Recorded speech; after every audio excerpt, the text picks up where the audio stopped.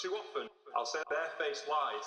I'll say barefaced lies. I'll say barefaced lies. Again, barefaced lies. Too often, I'll say barefaced lies. I'll say barefaced lies. I'll say barefaced lies. Again. That's right, yeah, we got an agenda. And it's your money we're gonna spend, yeah.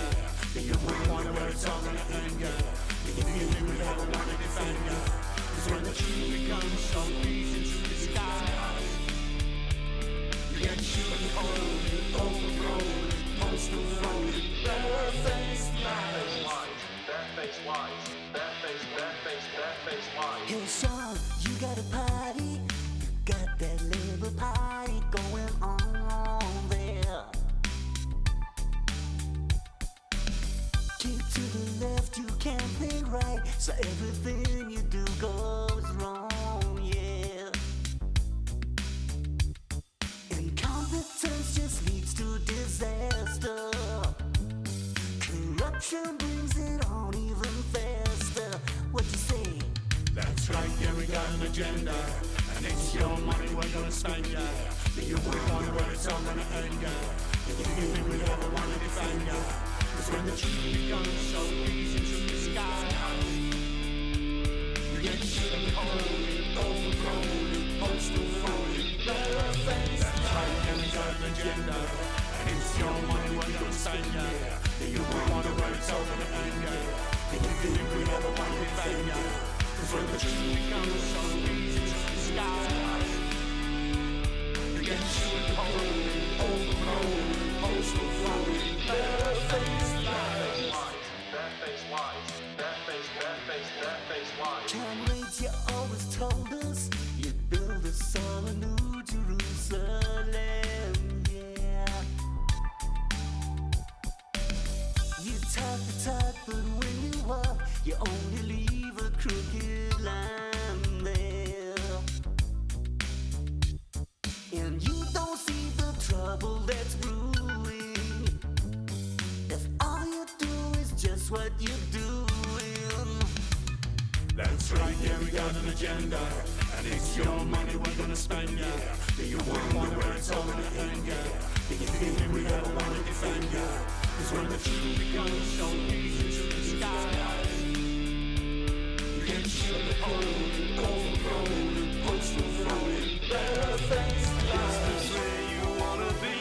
Debts and childhood poverty. Oh, somebody set us free from this corrupt kleptocracy. Oh yeah. Barefaced lies. That's right, yeah, we got an agenda. And it's your money we're gonna spend, yeah. Do you wonder where it's all gonna end, yeah? Do you think we ever wanna defend, yeah? Cause when the truth becomes so easy to disguise, you get shooting cold, overgrown, postal phony, barefaced. That's right, yeah, we got an agenda. And it's your money we're gonna spend, yeah. Do you wonder where it's all gonna end, yeah? Do you think we ever wanna defend, yeah? Cause when the truth becomes so easy to disguise, you get shooting cold, overgrown, postal phony, barefaced. That's right, yeah, we got an agenda. And it's your money we're gonna spend, yeah. Do you wonder where it's all gonna end, yeah? Do you think we ever wanna defend, yeah? Cause when the truth becomes so easy to disguise, you get shooting cold, overgrown, postal phony, barefaced. That's right, yeah, we got an agenda. And it's your money we're gonna spend, yeah. Do you wonder where it's all gonna end, yeah? Do you think we ever wanna defend, yeah? Cause when the truth becomes so easy to disguise, you get shooting cold, overgrown.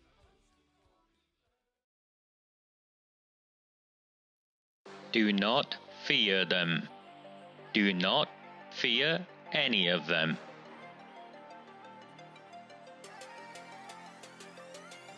On the 20th of November 2003, James Ignatius O'Rourke McMahon was elected councillor for the Failsworth East Ward of Oldham. Deeply ambitious, he ruthlessly rose to power, and by 2011, he was already leader of the council. In 2015, exploiting a Labour Party loophole, he became MP for Oldham West and Royton. If only the people of the town knew then what they now know. Do not fear them. Do not fear any of them.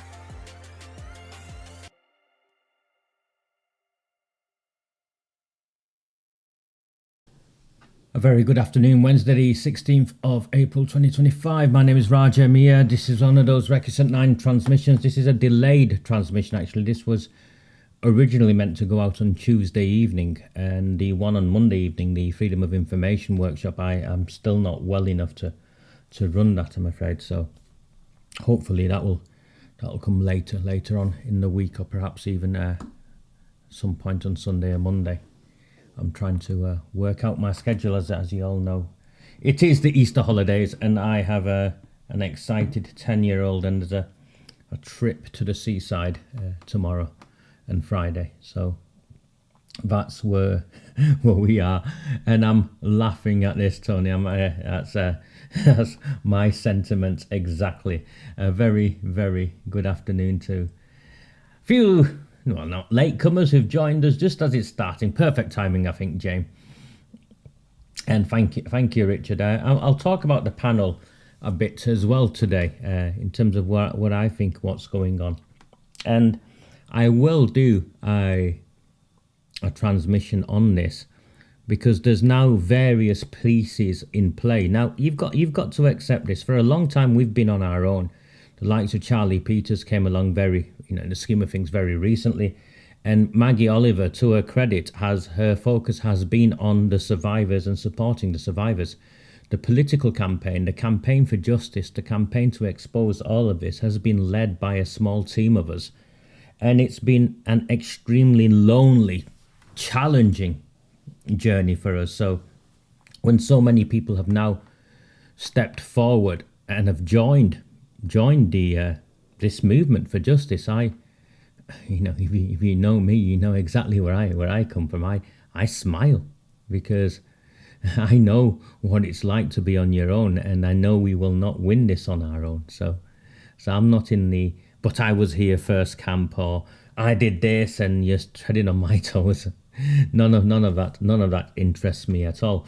However, saying that, too many cooks and all of that, and there is also the need at some point for people who are more senior than I am and more tolerant than I am to sit in a room together, maybe drink some Vimto, who knows, and knock some heads together.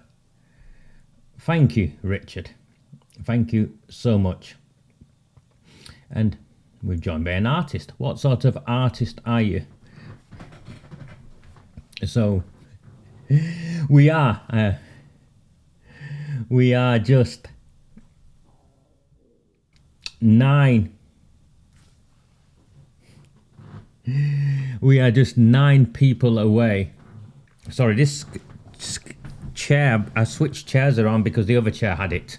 the little white chair with that was going to break any day. It's had it. Luckily, it didn't have it whilst I was live on a transmission with you guys, or those would have landed on my bottom.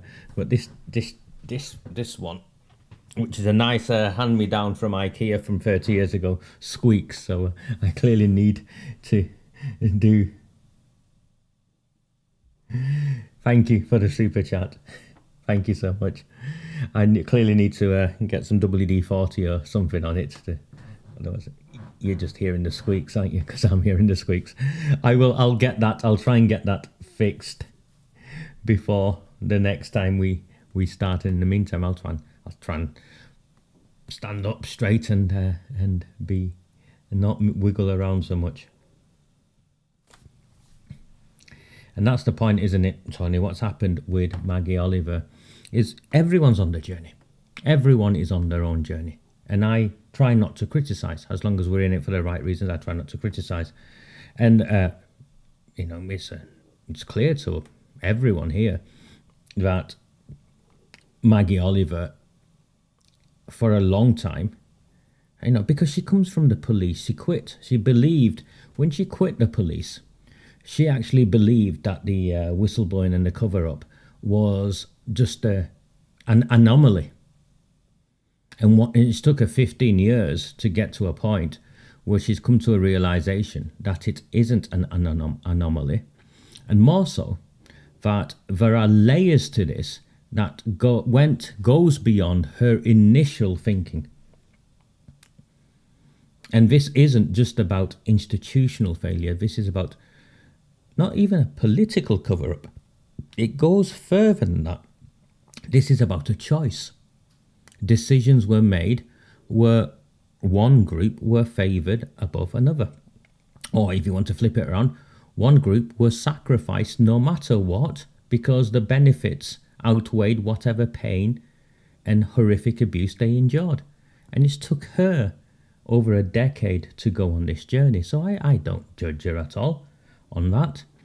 I genuinely believe that just as the politics of this country, of this issue, if we are to win on this issue, then Middle England need to be won over. And I think they are won over.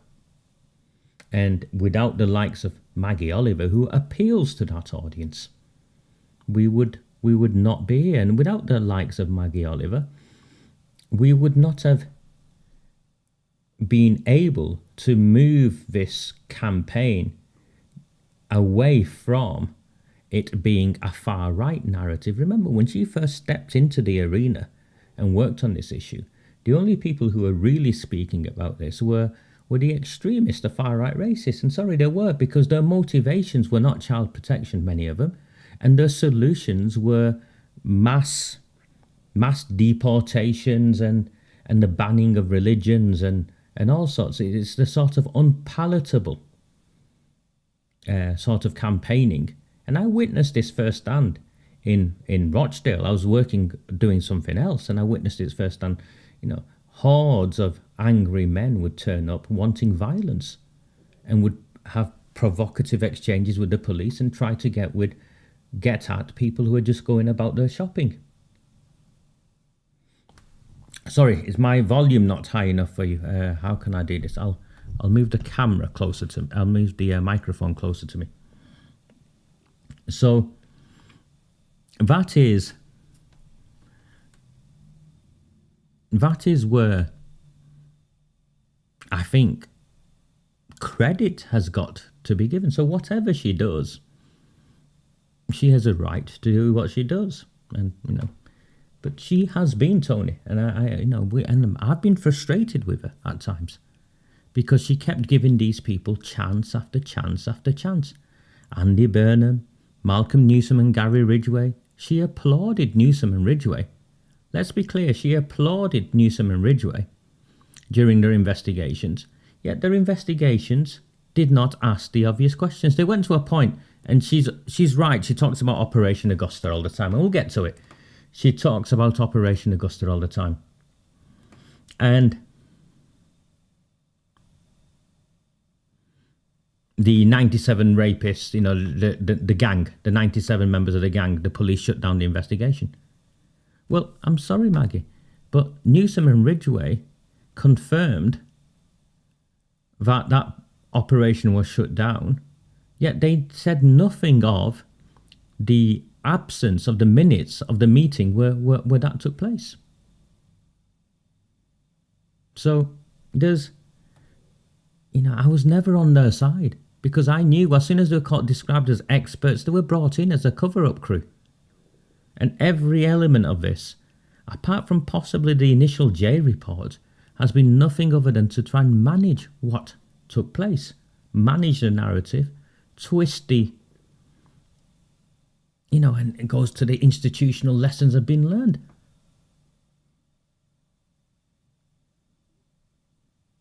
No, you're allowed to enjoy the content. In fact, I feel better that you do enjoy the content, because we've been at it for such a long time. Now, if I can plead with the 184 of you, I know the vast majority of you here are not signed up to Red Wall and the Rabble. Please, it makes a massive difference to me. There's a light on, there's lights on. There's things I do. I am 100% community funded. So I ask you to take out a subscription. It's £3 a month or £30 a year. And if you can't afford the equivalent of 75 pence a week, just sign up for free. Because all of my content is now shared for free. I lost 300, it's 300 subscribers, give or take, when I went free to air. It nearly destroyed me, if I'm honest with you. Because I'd built up, and I was barely earning minimum wage. In fact, I weren't earning minimum wage. So let's be clear on where we're up to. And I lost the best part of 300 subscribers. And it's only due to the generosity of one or two people who sent me money to say, here, Raj, have some money that'll bide you over until you build your supporter base back. And I was skeptical. In fact, I was heartbroken, really, that I'd released everything for free. Because if we believed in this, then we need more of us on this. And I lost so many paid subscribers who said, well, why should I bother if I can get it for free? And I've checked the algorithms, I've checked the back end of my newsletter, and they're all still opening the newsletter, all still accessing the content. They just decided they wanted it for free, which is fair enough. I get that. But now I'm pleased to say we're just 9 supporters away. We're just 9 paid subscribers away from getting back to where I was, which is minimum wage. So please, if you're viewing this and you're taking value in this, and no one will give you this analysis. None of the mainstream media, no one will give you this analysis, and you won't hear my voice on the mainstream media because I'm effectively blacklisted. Now you'll have to ask them. You'll have to ask GB News, Talk TV, ITV, BBC, Channel 4, Radio 4, all of them, why it is that Raja Miah MBE, decorated, nationally recognised, internationally credible voice and fighting extremists, safeguarding children, is blacklisted from the mainstream media, the legacy media. You'll have to ask them. So this is the only platform you're really going to get me unfiltered. Every now and then, a brave podcaster comes forward.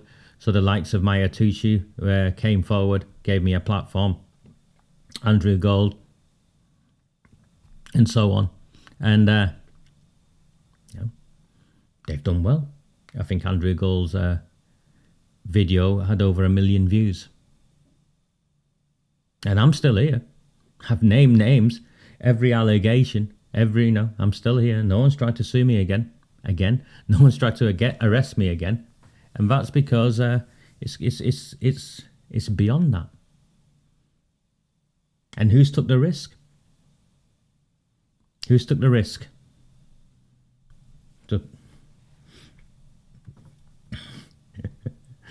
My daughter keeps muttering to me, Daddy, when are you going to write that book?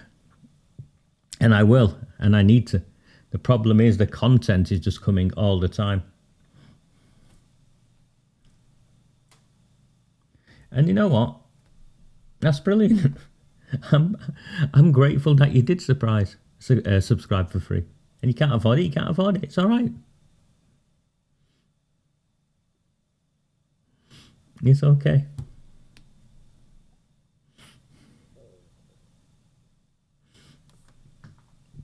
So please, if you can, subscribe to Red Wall and the Rabble. £3 a month, £30 or even free. But we need the numbers. And if you feel inclined, buy me a coffee. And you can go straight to buy me a coffee /Recusant9 or paypal.me /Recusant9. And I will be forever indebted to you. Because let's face it,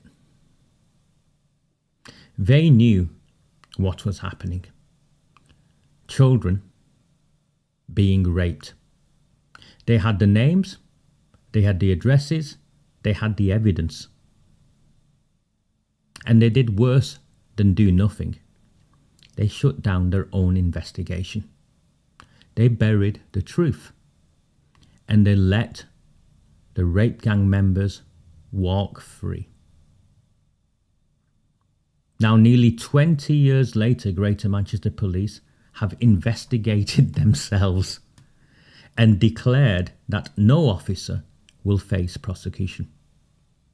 No one is responsible. No one is held accountable. And some of you wonder why Maggie Oliver is crowdfunding private prosecutions. Of course, the timing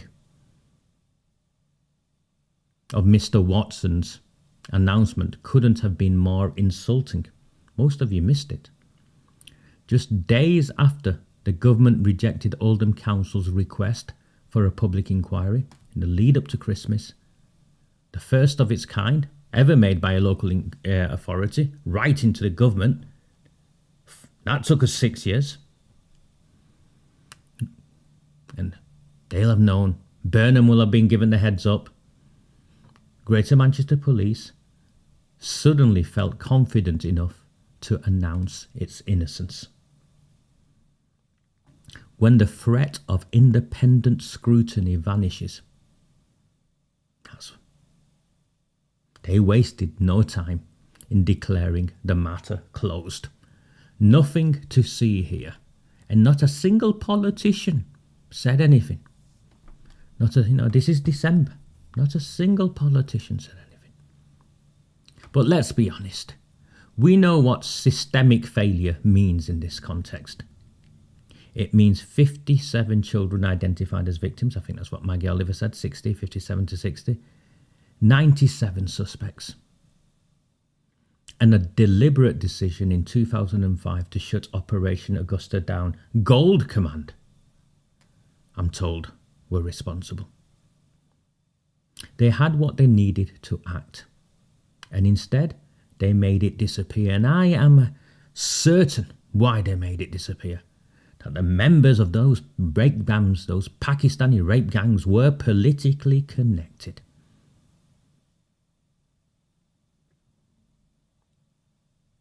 And disappear it did, literally. The minutes of the key meeting where the decision was made, gone. Lost, if you believe Newsom and Ridgway, by both Greater Manchester Police and Manchester City Council. The evidence erased. Minutes by both partners, gone. Abracadabra. This wasn't incompetence. This is worse than a cover-up. This is betrayal. Outright betrayal. Victoria Agoglia. Remember her name? She was 15. Died after being injected. Murdered, I'd say. With heroin. Read her diary. They were forced to release bits of it. They hid the diary as well. What happened to that child? The authorities knew she was being exploited. They had it all on record. They did nothing. Andy Burnham's response, King of the North. He wanted to move on. After Operation Augusta Part 1 came Oldham Part 2. And we called it out for a cover-up. He claimed I was a liar, and to retract my statements I told him, bring it on. No, I've not heard from Andy Burnham's lawyers. I've heard from his police multiple times that have been sent to arrest me and falsely try and prosecute me. That will come out. But not at Christmas. When this newspaper report was published, he said nothing of the sort. Now, after Elon Musk got involved and this has become an international scandal, he's agreeing. His assurance review was not the all-singing, all-dancing report that was originally claimed to be. A half-hearted, limited, his words, limited national inquiry only floated after his own report was widely exposed as a whitewash. Too little, too late, in my opinion, and still protecting those in power. Remember, this is Burnham, whose equalities lead is Arood Shah, the leader of Oldham Council, who hangs off the arm of a convicted heroin dealer and getaway driver of a cop killer. Now it is well known of the direct links between the Pakistani rape gangs and the Pakistani heroin dealers.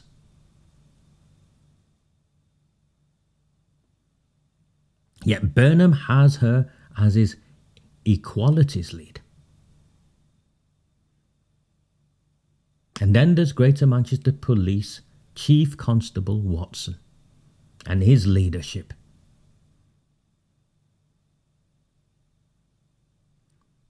Forget intimidating whistleblowers. This is what they did. Forget what they did to me. Repeatedly, falsely, maliciously arrested me with Watson's full knowledge. Do you know why with Watson's full knowledge? Because I wrote to Watson multiple times with Watson's full knowledge. Others who spoke out received visits from police officers to their doorsteps with ASBI letters, Greater Manchester Police letterhead next to Oldham Council letterhead, banning them from public meetings, telling them what will happen to them if they continue to speak out. The police letterhead with police officers delivering that. Others who spoke out not only were attacked by politicians, the police, Watson's police, Andy Burnham's police, protected these politicians, even though they were engaged in clear actions of harassment and malicious communication.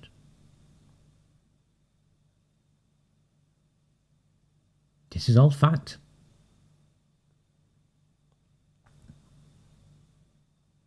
And if that wasn't enough, they've been sending police officers to the homes of survivors. One I spoke to told me directly that she was warned what would happen to her if she spoke out. Threatened with consequences by senior police officers who attended the home of a survivor. Burnham won't be able to deny this. Watson won't be able to deny this, but because these are facts.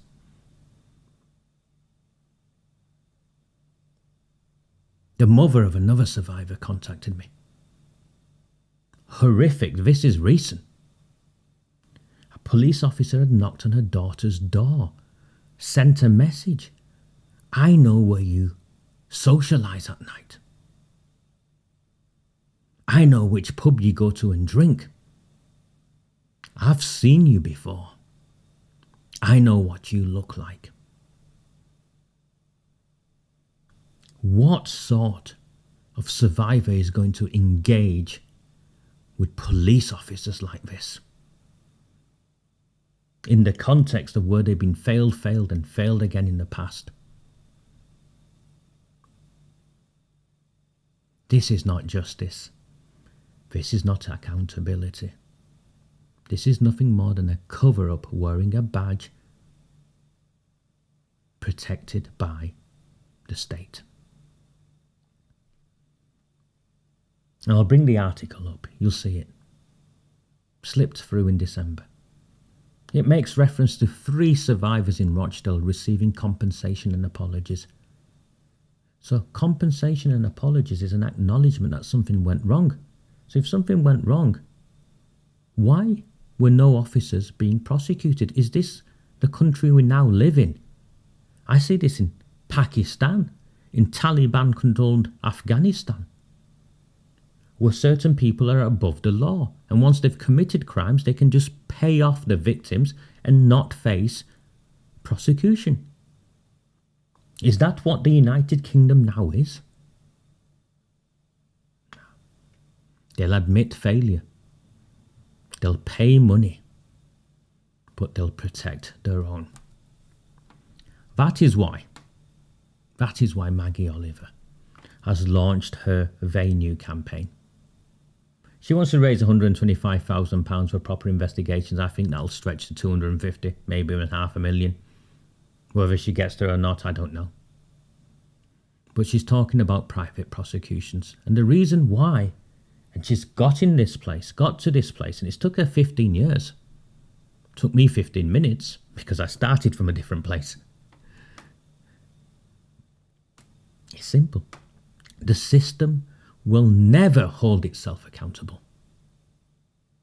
We've seen this.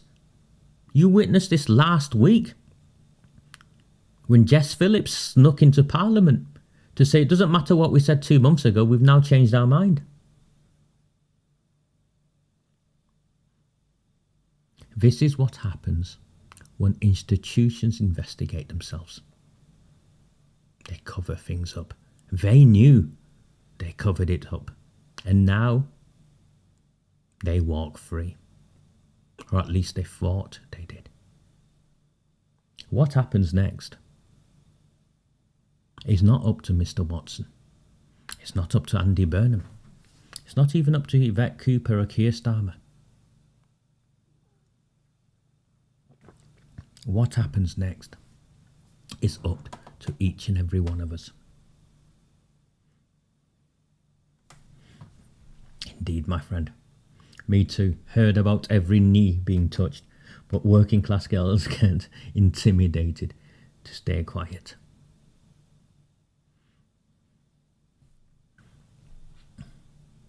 Three years, Tony, in the dock. 3 years I spent in the dock.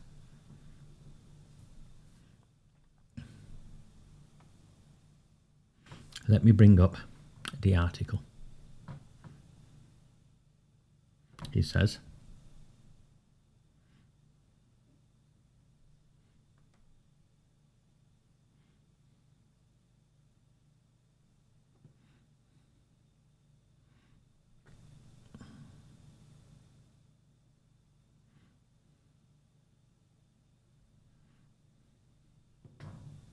here we go.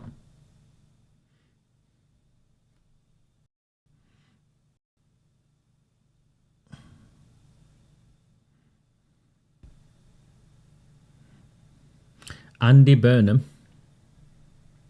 sorry, it's the joys of the Manchester Evening News. Why doesn't that go up? Who knows? Andy Burnham gives grooming gangs update. As GMP says officers behind past failings won't be punished. Look at the date, 13th of December 2024, just before Christmas, and they knew. At this point, I already had Jess Phillips' letter in my hand. That's released on New Year's Day. Andy Burnham has issued an update on Greater Manchester Police's investigations into grooming gangs following a new report. The report by the Police Inspectorate comes after a series of damning verdicts into GMP's historic handling of child exploitation in Manchester, Oldham and Rochdale. But the Greater Manchester Mayor said the new report showed the force is much better now. Mr. Burnham said thanks to the review he commissioned in 2017, all due to him, which reveals serious strategic and systemic failures in the force, offenders are now being brought to justice, has he shared details of ongoing operations into historic child sexual exploitation. However, Chief Constable Stephen Watson admitted the officers responsible for serious failings in the past are not being punished. Maggie Oliver said that senior officers should be held to account even if they are retired. I agree with her.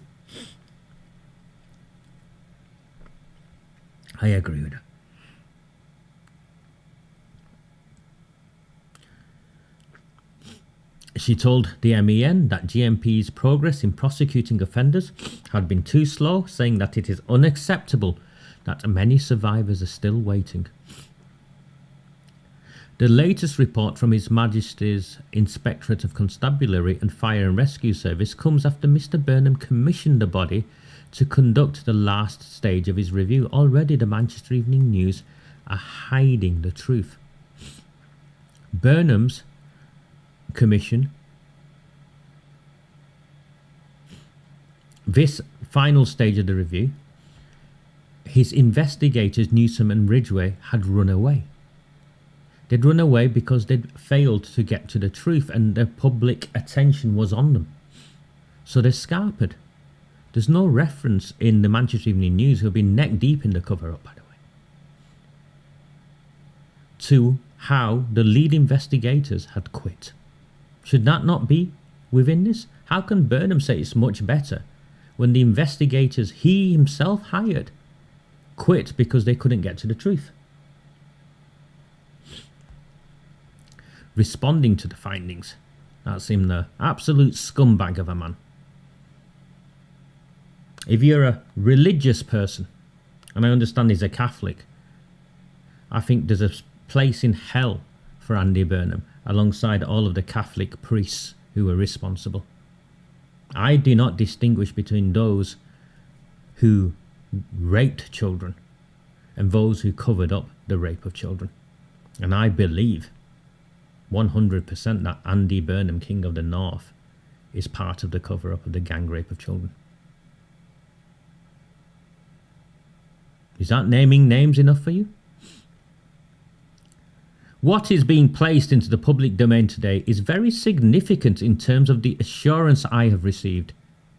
On the national inspection, HMIC judges GMP to be good or adequate in all areas relating to child protection. Adequate. On the wider Greater Manchester system, the inspector's report says it is encouraged by what they found and describes the Greater Manchester complex safeguarding system as a unique regional multi-agency collaboration, largely meeting its mission of reducing risk and harm from child criminal and sexual exploitation. He is so full of shit. So on the back of that today, I can say to the Greater Manchester public for the first time with independent assurance that you can be confident that the Greater Manchester system is much stronger than it was and that children today are much better protected.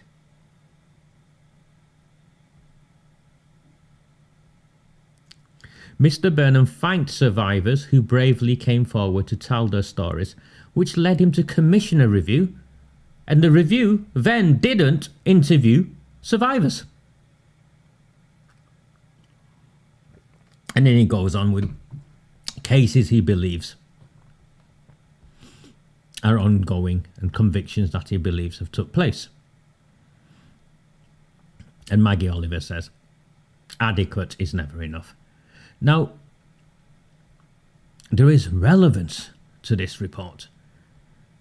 13th of December 2024, we had lost. We had lost. The government had said no. Labour were now in power and they'd said no to a public inquiry. Burnham, Watson, confident enough to issue this through their friendly press partners at the Manchester Evening News to draw a line and move on. And that would have been the end of it. If January the 1st hadn't happened, and I released that in desperation. It wasn't desperation, in defeat. I released that as this is the last document pretty much I'm going to release. I'd already spoken with my family and stuff. We're coming to the end of our journey. We'd lost. The politicians we'd elected betrayed us in the main. And we'd lost. Charlie Peters picked up on it. Elon Musk picked up on it. And the world has changed just like that. I wouldn't be surprised if this document disappeared. They could make it disappear. Just like those minutes. And it just shows the power of the public. So what then happens on the Maggie Oliver journey is that she looks at what happens on January the 1st and sees suddenly a wave of support, outrage, globally. And we all know what Yvette Cooper was up to. Well, I did. You did. And she threatens Yvette Cooper with legal action over grooming scandal. This is the standard. This isn't some, obscure publication. This is a Standard. Home Secretary threatened with legal action over grooming scandal. The Home Secretary is reportedly set to announce a series of local reviews into grooming gangs after she was threatened with legal action. Maggie Oliver, a former detective who resigned from Greater Manchester Police, warned Yvette Cooper in a pre-action letter on Wednesday that she would take her to court unless she takes urgent steps to allay widespread public concern over gangs sexually exploiting children. The news emerged just before Ms. Cooper is set to make a statement in the Commons on child sexual exploitation abuse on Thursday afternoon. So this was the 16th of January. And Cooper then makes her announcement, and we've seen them backtracking. I'm going to play a video of a Maggie Oliver interview on GB News. There's two videos. The first one's about 10 minutes long. The second one's a little bit longer. But I think it's worthwhile listening to the videos as we move on. And then I'll share with you where I think this is going. And yes, I will also, for those of you who have been asking me, why are they not working together? Why is it this, that, not happening? That? I'll answer the best I can with the information I have and my understanding of this issue in this space. Let me bring the video up. In the meantime, please, if you can, subscribe to Red Wall and the Rabble.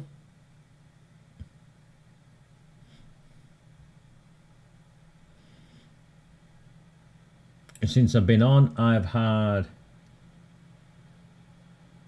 The page is loading. I'll tell you if anyone signed up.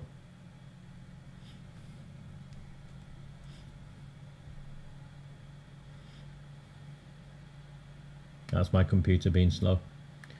No, someone... No, nothing.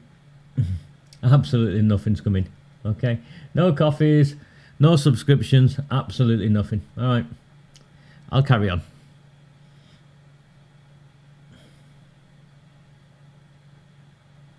Yeah, at the very least do that.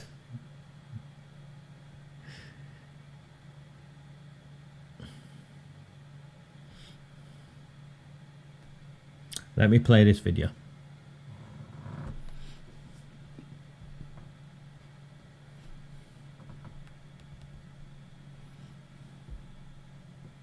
So I'm going to bring it up in a certain way.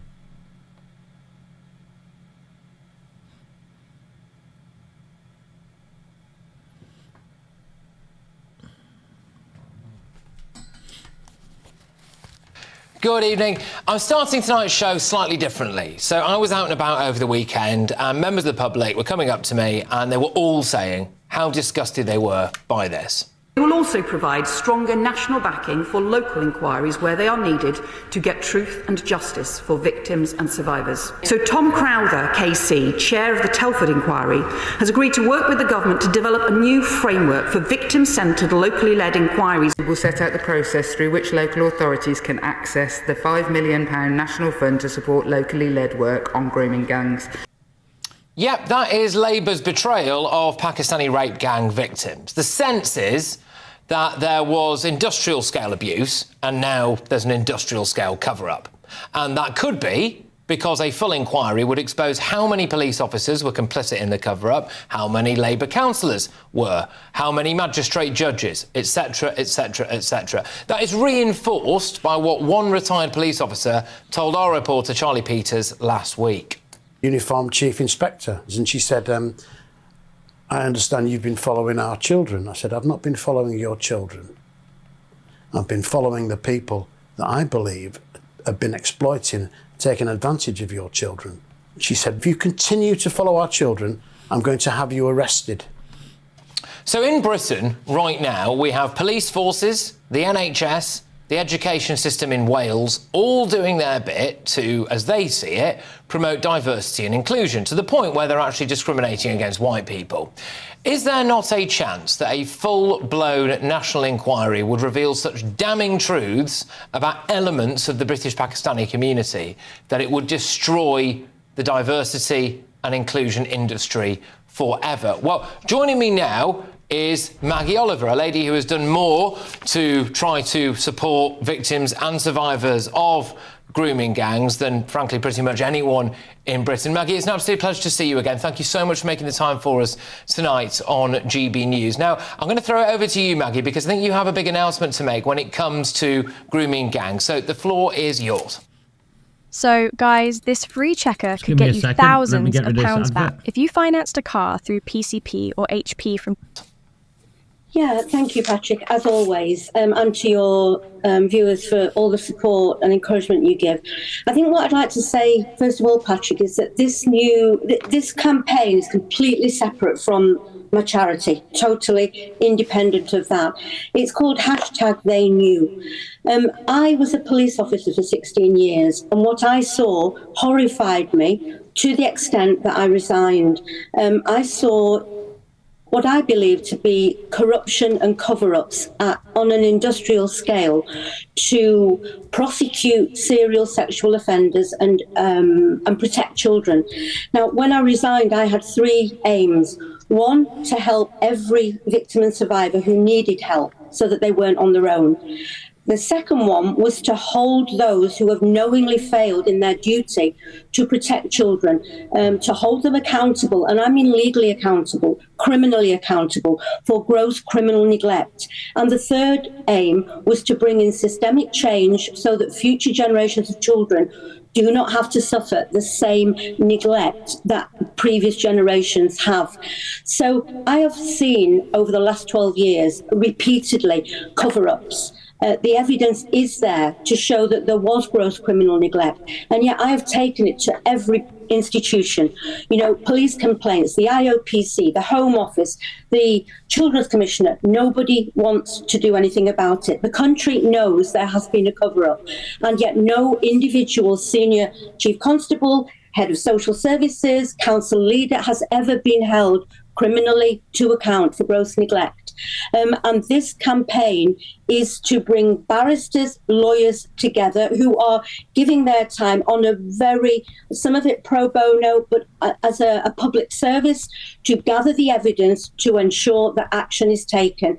And it's survivor-led, but it's evidence-driven. I know from my 15, 20 years of experience that the evidence exists to prove that those at the top of these institutions knowingly covered it up. I can't pay for a private prosecution. That is probably what it will need.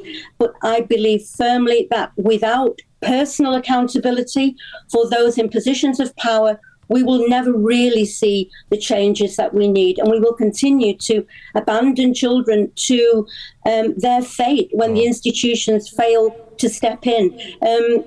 Nobody has been held accountable. What you've just shown, Patrick, has shown that the government, repeated governments, successive governments, do not wish to open this can of worms, and it will take people who take the law out of their hands to make sure that something is done about it. How damning is this, Maggie, seriously, that it's got to a point, as far as you're concerned, that every single institutional public body that is supposed to be doing this kind of stuff, every single politician has failed and is refusing to do so. And so the only way that victims and survivors are going to get justice, but also, crucially, the only way that people who may have been in positions of power in the police force, in positions of power in politics, both at a local and at a more national level, in positions of power in other areas, for example, whether they might have been magistrates or things like that, the only way they are potentially going to be legally held to account is going to be through someone like yourself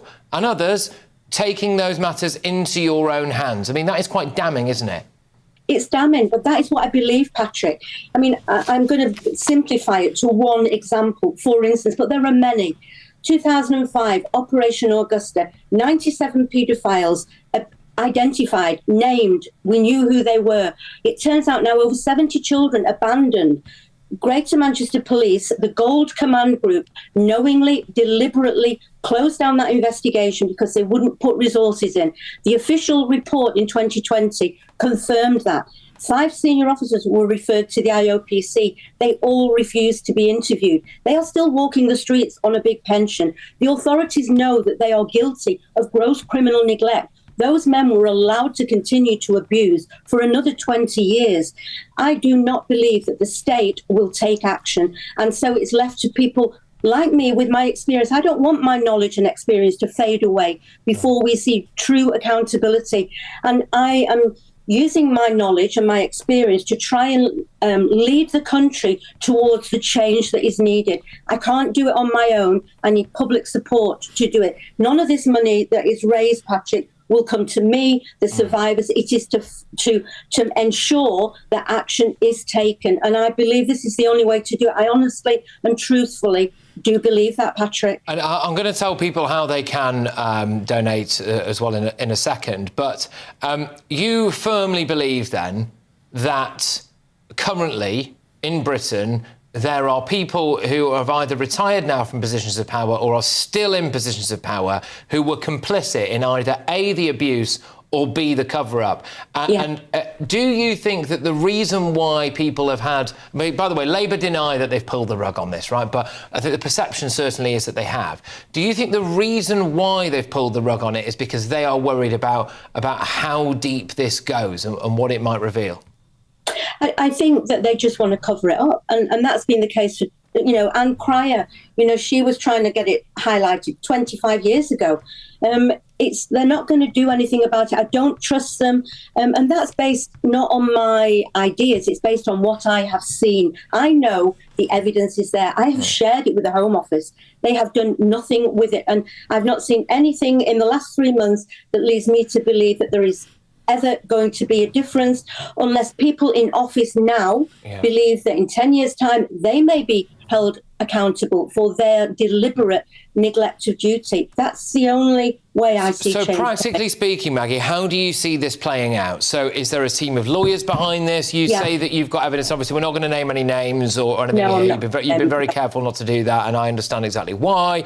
But you believe you've got evidence on various people or groups or organisations, and who are you going to be presenting that evidence to? How do you see this panning out if you're going to get justice? This is an investigation that the barristers, they are the legal brains. I know what the evidence is. They have to find a way through this. They have to gather the evidence. They have to put it together in a way that they can present in a private prosecution or in a criminal case. They will go where the evidence takes them. But I know I've had 20 years. I've spoken to thousands of victims. Many are saying, and I know it is the truth, that they have not been heard. And the organisations, the public services, are more interested in protecting their reputation than in making sure that there is accountability when people deliberately fail in their duty.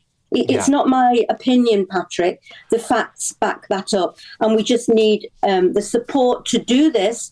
The government should be doing this. And you're right to say it's not just your opinion. I mean, you obviously come at it from an angle of you believe you're sitting on huge amounts of documented evidence. Yeah, I do.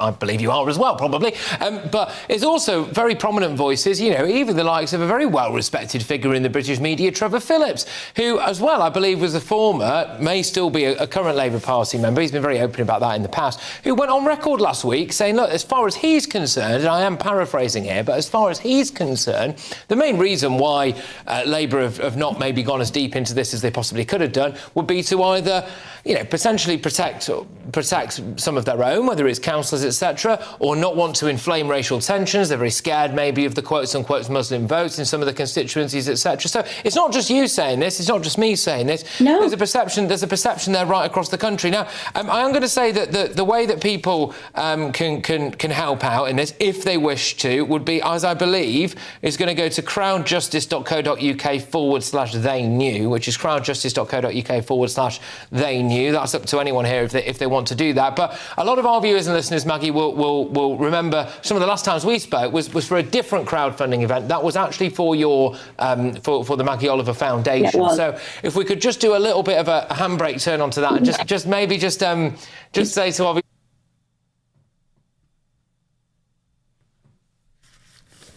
Okay, that's Maggie Oliver on GB News. And they are, they're promoting Maggie Oliver's latest crowdfunder, Justice Funder.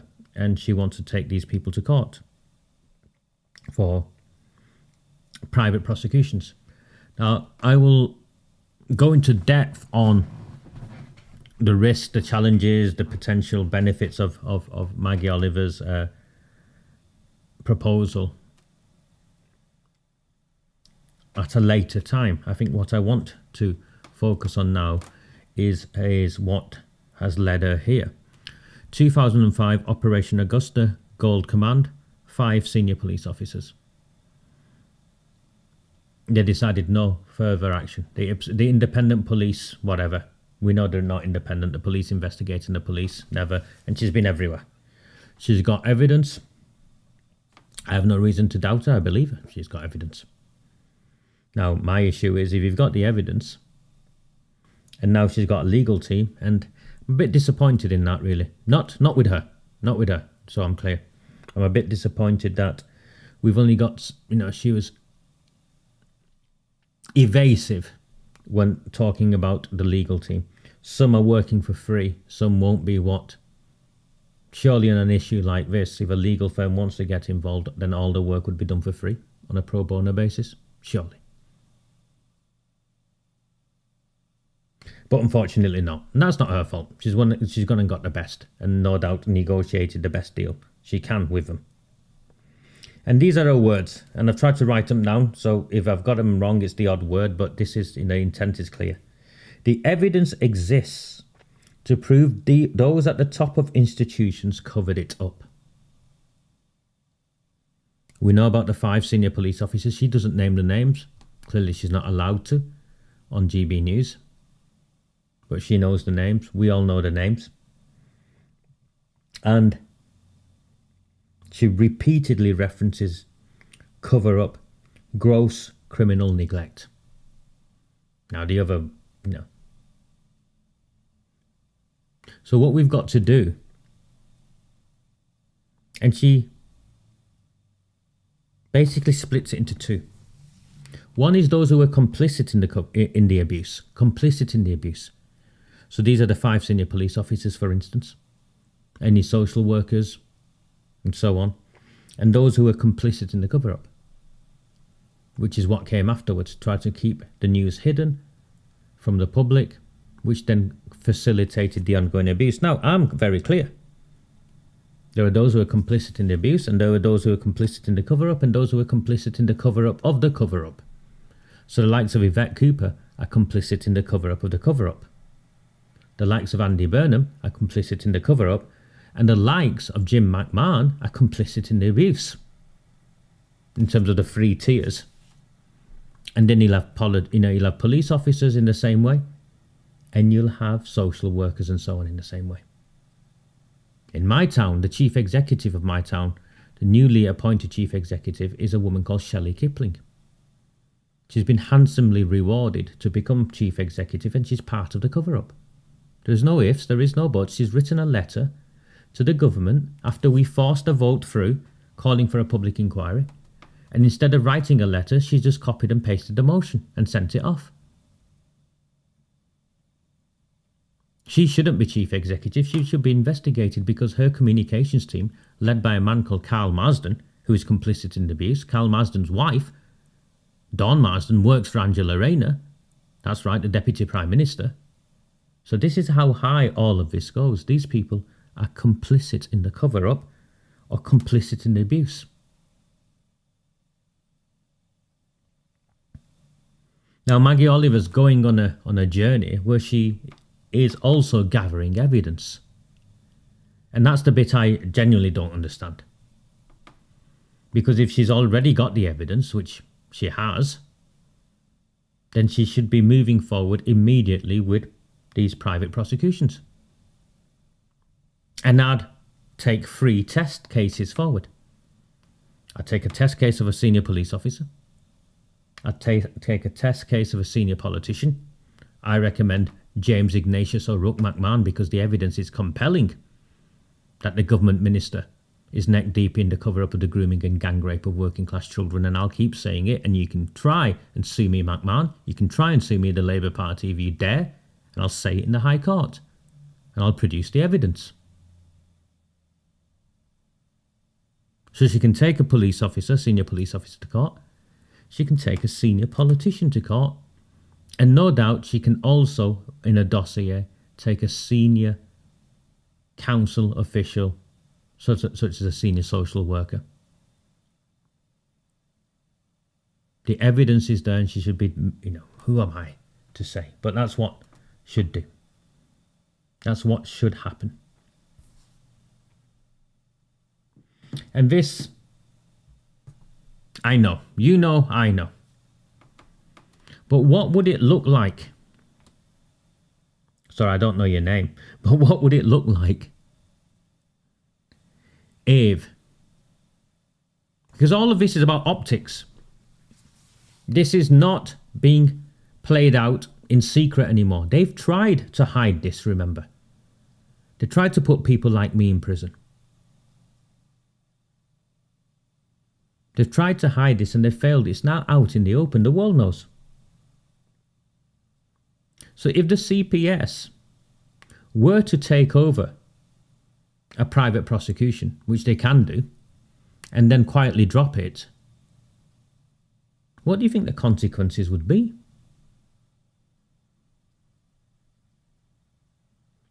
They're no longer in control here.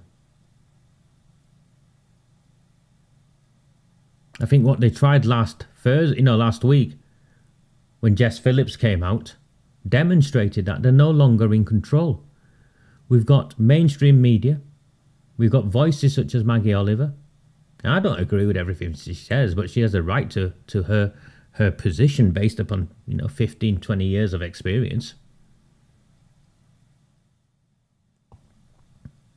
And now what we've got is people like John Paycock, the police, the retired DCI that we sent forward to GB News.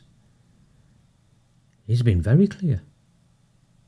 Uniformed police officer threatened him with arrest because he was trying to stop children being gang raped.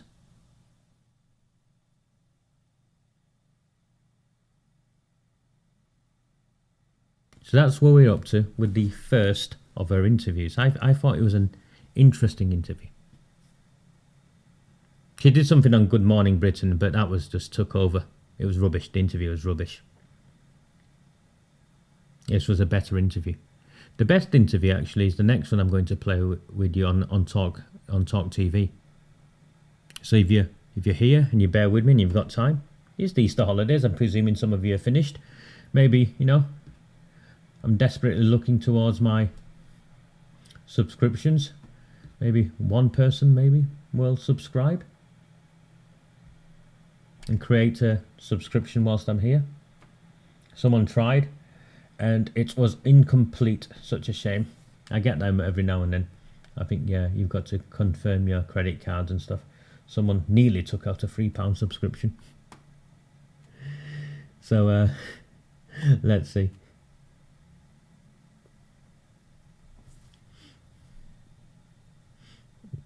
It's more complicated than that. There's layers and layers to this. It's more, well, it is more complicated than that. Non-practicing barrister, well, brilliant. Yeah. I think the evidence is there for the 5 senior police officers, Gold Command Group, and the minutes disappearing. The evidence is there.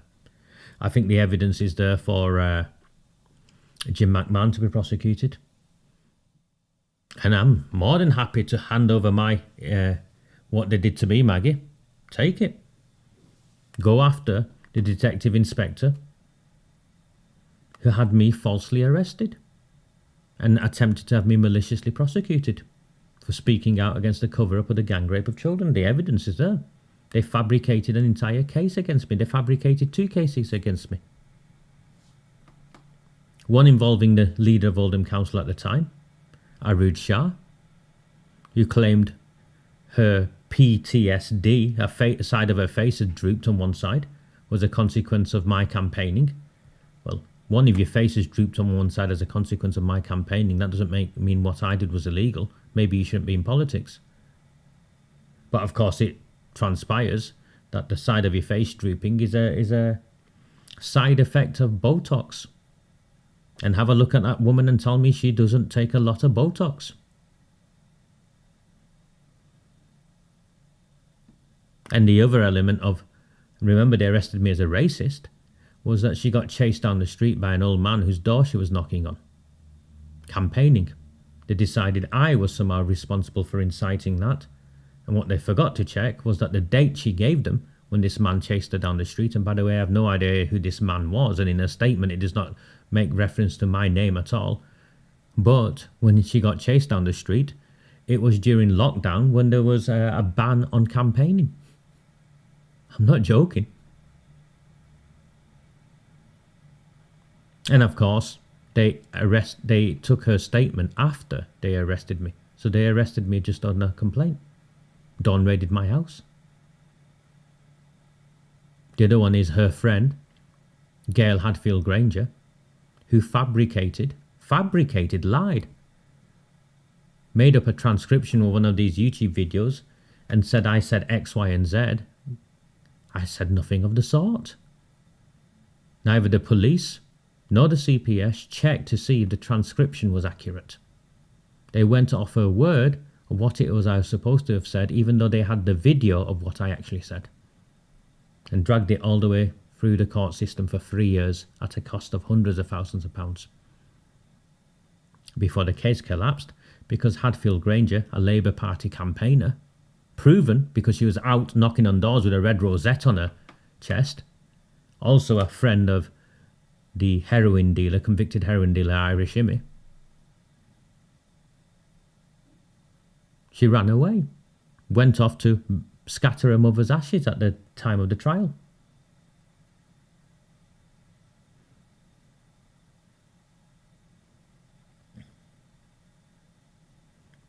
So, take that. There's a senior CPS person.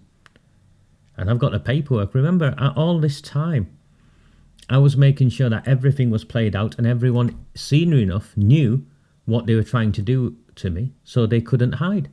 I've got a senior Crown Prosecution Service professional. Head of Northwest Crown Prosecution or something. Neck deep in this. Take it. Privately prosecute her. Because these people are complicit in the cover-up.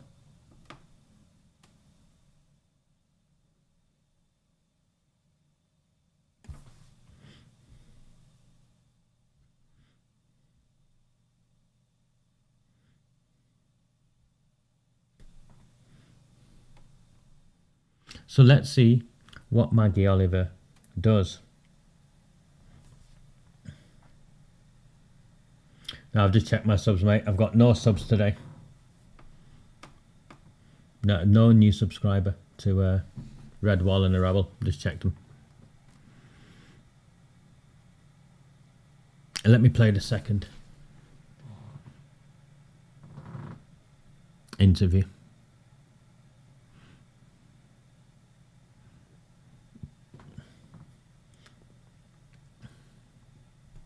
Welcome now to Maggie Oliver. She's a former detective constable at Greater Manchester Police. She was the key whistleblower on the Rochdale grooming gang case, and she's the founder of the brilliant charity, the Maggie Oliver Foundation. She joins us, I'm delighted to say, in the studio. Maggie, welcome. I have to say, what a day to be talking about this in the wake of that no two-tier policing. Yeah. My God, we saw two-tier policing when it came to the grooming gangs. You are one of the absolute heroes of this awful blot on our nation's history, blot on our nation's present right now today, in terms of exposing the grooming gangs issue and the fact that it was not being prosecuted because of the ethnicity and the religion of the perpetrators largely, and the ethnicity and the religion of the victims. Today you are here not to sort of just go over old ground and just keep talking about it and just keep talking and talking. You're doing enough amazing work with your foundation helping the victims as it is. But you today are launching, along with some of the victims, a fundraiser. What is this fundraiser for? It's called #TheyKnew, because people at the top of the police, of social services, of the council, all knew what was going on and chose to ignore it. They turned away. I've spent 20 years sharing the truth and the evidence with police complaints, with the IOPC, with the government, with the Home Office. The evidence is there. And you resigned your job to do so. I resigned my job, but nobody wants to hear it.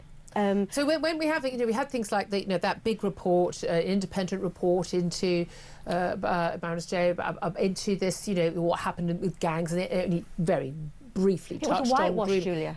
Well, we were told we learned a lot from that, but there was nothing to learn from I was that. a non-institutional core participant in that. I was denied an opportunity to speak.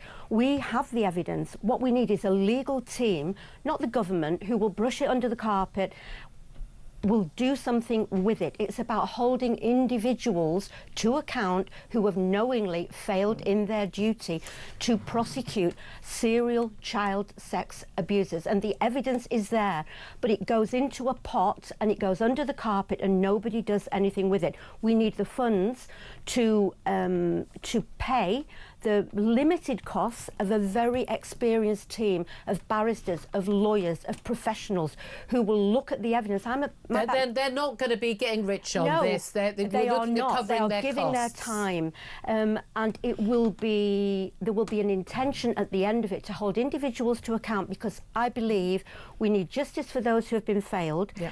This is primarily to push for change in the future. Well, this is it, because we're always told whenever we have an inquiry, lessons will be learned. We'll act on the recommendations. Very rarely are any lessons learned, and very rarely actually any action taken at the end of inquiry.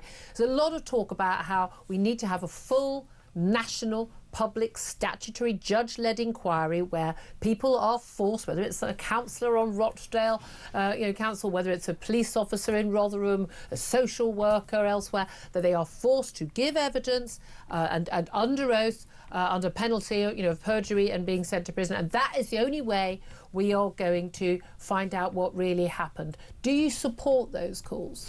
I support victims having a voice, but it's what you do with those voices. The evidence is there. It's already there. It's there. I worked on Operation Augusta. We had 97 abusers. We had 70 children. 5 officers were referred for investigation by the IOPC. They deliberately closed down a live investigation because they wouldn't put resources in. They are still walking the streets. Nobody wants to take that legal action. I want to see them in a court of law, and whether that's a private prosecution or otherwise. What could you prosecute them for? For neglect of duty, for misconduct in a public office. We have the laws to say that a 40, 50, 60-year-old man can't rape a 12-year-old child. So when senior officers and chief constables then choose to turn away, that is criminal neglect to me. And yet why has nobody ever taken a grip? Because they don't want to. And nobody has been prosecuted. Because it's now been accepted, has it not? It's been accepted that that police did turn a blind eye. And it wasn't just the police. It was local councillors, it was council officials, it was social workers, it was care workers, girls turning up with their their abuser who was 30 years their senior to hospital pregnant. And no one being prosecuted. This was across the board. This happened on a grand scale. And again, it wasn't just in Rochdale or Rotherham. We now think 45 to 50 town cities where not only it happened, but it is probably still happening today. Thousands upon thousands of girls who were victims of this. But Julie, what I would say is that this is about the people at the top making policy decisions, that these children are not a priority. It's not about the one the or individual two. copper. No, it isn't, because often they were acting. They want to do something, but they are being prevented when the Gold Command Group will close down an investigation because they won't put resources in. That is not the fault of a detective on the ground. These are people at the top. We've got Keir Starmer saying this is far-right extremists who are making a big fuss like me. It's been 20 years of my life, and I want something to change. And for me, this is the only way to do it. It's survivor-led, it's evidence-driven. We need money to pay for barristers, solicitors, but these people are giving their time. Not all pro bono. There will be costs, but a minimal cost. They won't be charging the going rate. But they bring their expertise, so and you need that. Please help. And you're working with some quite prominent victims. Tell us. Samantha Smith, who was she's a very powerful advocate for how victims have been failed in Telford. Elizabeth Harper, she's a survivor of Rotherham. I have got countless victims who have got ample evidence. And again, ample evidence that they went to the police, they went to the social workers, they went to the police, they told people in authority, this is happening to me. They were able to provide evidence, and nothing was done. Yeah, absolutely nothing. This isn't connected with my charity at all. This is completely separate. But we need change for the future, so we don't have more generations of children being abandoned in the same way that I've seen. What do you make? Look, what do you make of somebody? I mean, look, the people perpetrating, the men, again, largely Pakistani origin and heritage, that's been well established now in this particular modus operandi of grooming, targeting young white working class girls because they thought they had no value and they could get away with it, and they were trash. It didn't matter how they treated them. And again, it turned out they were quite right because the authorities seemed to agree with them. But we know that those are evil, awful men. Thankfully, more and more of them are now going behind bars. Far too many of them are now coming out from prison because we simply do not charge people with enough, we just simply don't put them away for enough time. I mean, the idea that you could gang rape a child for years and you're not just coming out in a box, which is what you should do, is I think, bizarre to most of us. But in terms of the people who knew it was happening, you know, the police officers who were told to arrest the father who went to try and save his daughter as she was being gang raped. I know. I mean, I can't even imagine what that parent goes through. But those people, what do you think went through their minds? What do you think the reasoning was?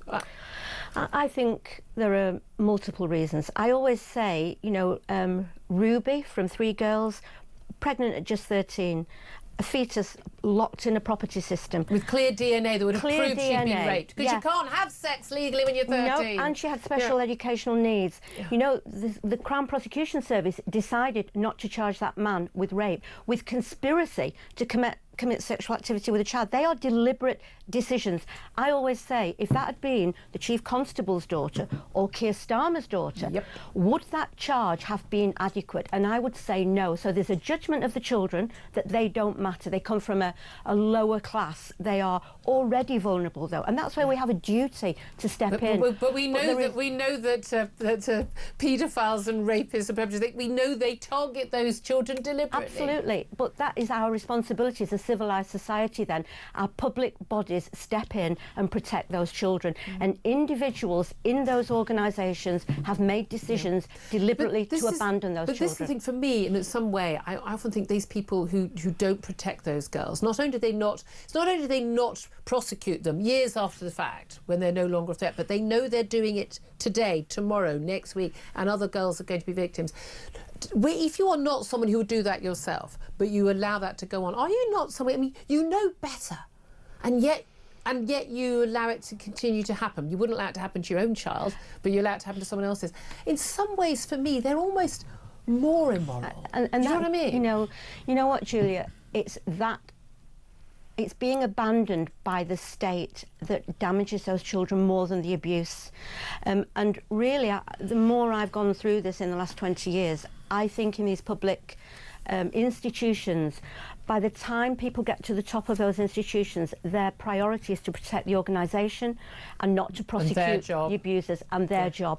And this campaign is meant to draw a line under that and make sure that people in office today know that if they don't do their duty, in 10 years' time, they may be standing. There is going to be a punishment. And we have that understanding when we talk about, corporate manslaughter cases with big businesses, that we've had this over the cladding, Grenfell, that actually there needs to be a penalty that is serious for failure to act, or to act in a sort of, oh, well, I didn't really know. Oh, well, never mind.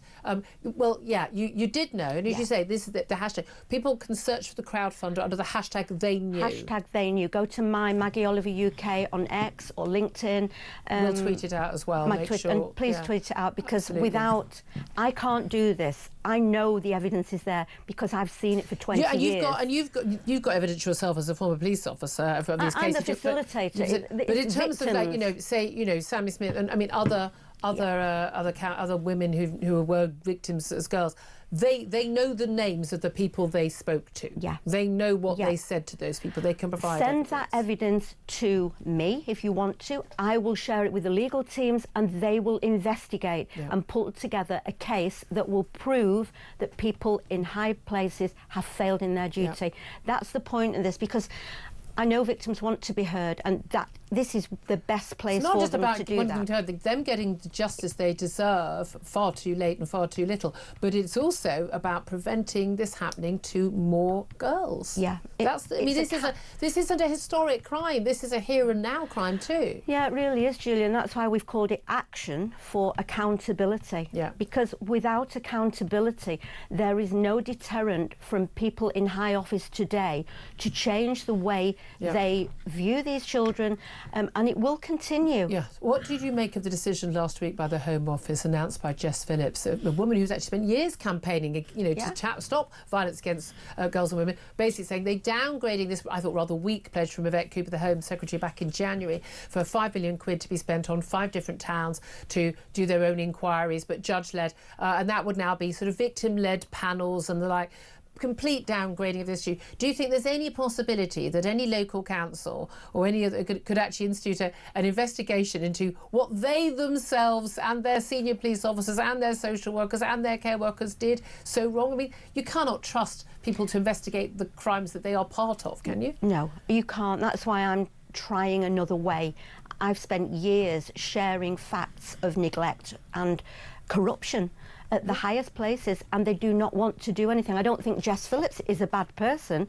It's the system, and anybody in that system has to do as they're told. They don't want to uncover the truth. I don't trust any of them. Why don't they want to? Because it will rock boats that they don't want to rock. It goes too high up. It goes too high up. There has been in my opinion, there's been systemic failures that they do not want to bring out into the open. But the problem is, the country now knows. That the country and the public know this has been, it's been a shameful neglect of children, and the rest of the world knows. Why are we Elon not Musk acting? publicised that. Yeah, again, it is. I think it's utterly bewildering to most of us. That's the thing. I think it's just so incomprehensible because the vast majority of people, I think if we were in that scenario, we had information, we would stop it from happening. And yet people whose job it was to stop it didn't. And it's almost too painful to even comprehend that that's what people in officialdom are like. You're dead right. I mean, I left my job because I could not believe what I was seeing. Yeah. 16 years of my life dedicated to upholding the law, promising to protect the vulnerable, and yet I see chief constables and chief prosecutors making a choice they're not going to do anything about a child that's raped on a daily basis. Why? And I still can't answer that question, but I know that if it's left to them in power, they will do nothing. And people like you are going to have to do it. So tell us again, where can people find out information about how they can donate to help this cause? It's #TheyKnew. It's a crowd justice campaign. Go to Maggie Oliver UK on X or LinkedIn. I will be sharing the links. Maybe you can share the links. 100%. And it is for the best legal brains that I can find to fight this from the perspective of somebody who doesn't want to brush it under the carpet. It can be done. I know it can be done. The evidence is powerful. We just... Okay. Maggie Oliver claims she doesn't know why these people looked away. She said so herself. To this day, she can't find them. She can't understand why. I've told you why. I've repeatedly told you why. There wasn't just one reason. There were multiple reasons. And the higher up you go, the more clear the reasons were. And the higher up you go, it was very clear. It was to protect an ideology, a multicultural ideology that has systemically failed. Proven to have failed in this country. And I said this is a brown-faced Muslim. Whatever it is multiculturalism was meant to be, and however it was meant to enhance this country, it has done not. It has not done that. And they wanted to cover that up. And then there are those who wanted to cover up because they benefited from it directly in the exchanging of votes from the Muslim community. And Stephen Danchuk, the former Rochdale MP, has confirmed this. It'll damage the bloc Muslim vote. That's Labour Party politicians. They exchange white working class girls for sackfuls of postal votes. Maggie won't say that. She knows why. But she won't say that. And As much as I admire the woman, I'm also disappointed in the woman because she doesn't take it to the natural place because she's scared of the optics. I'm not scared of the optics. They've called me a racist for as long as I've been campaigning on this.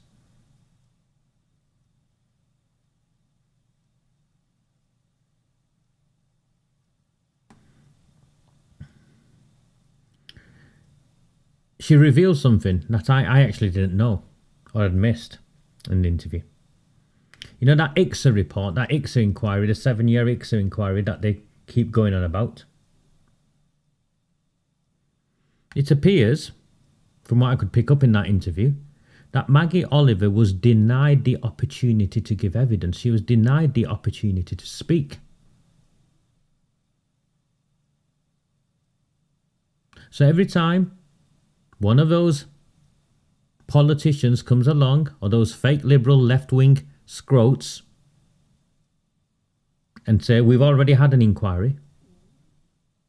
And if we've already had an inquiry into the grooming gangs, then why is one of the leading authorities on the grooming gangs, Maggie Oliver, denied the opportunity to give evidence?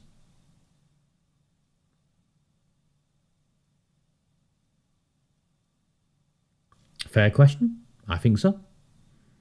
And as you can see, I'm being positive, critical. I'm critiquing. I'm analysing. It's what I do. I'm not here to blow smoke up someone or condemn someone all the time. If there's good, I'll say it. If there's stuff I question, I'll say it. No one has been prosecuted. And she wants to see them in court, in a court of law. She talks about misconduct in public office. I also talk about misconduct in public office because that's what I think it is. This is clear misconduct in public office. But at the same time, when Julia Hartley-Brewer went into extensive monologue about the public inquiry, national inquiry that we're campaigning on, I've been campaigning on long before Julia Hartley-Brewer or any of them came along. And she asked Maggie Oliver that. Maggie Oliver evaded the question around the public inquiry. I know she doesn't believe in inquiries. But what I'd say to Maggie Oliver is because you are naive and inexperienced. And the reason you don't trust any of them now is you should never have trusted any of them from the beginning. The inquiries they set up were internal, were restricted, and you should never have engaged in them in the way you did.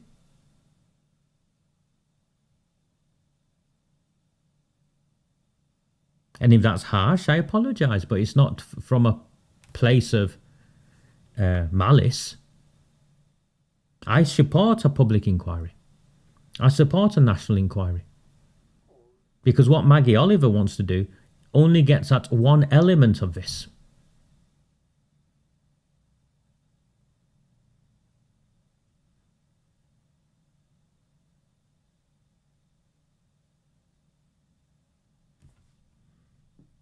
She went on her own journey before that letter came along, though, didn't it, Tony?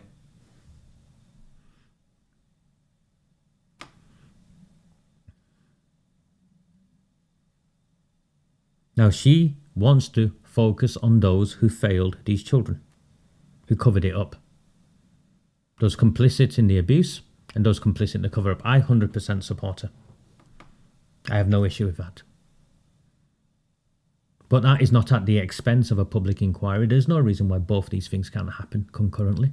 There's no reason why Rupert Lowe and his work cannot happen at the same time as Maggie Oliver does her work. And if they had any sense, and Rupert Lowe has tried.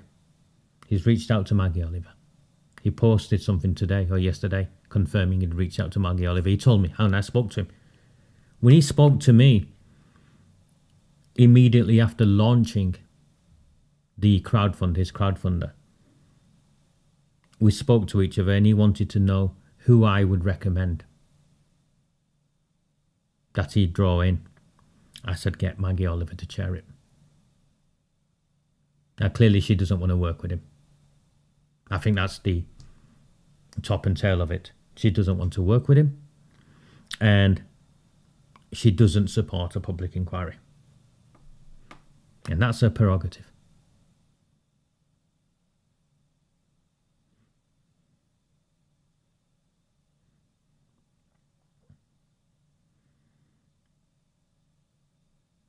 the bit where I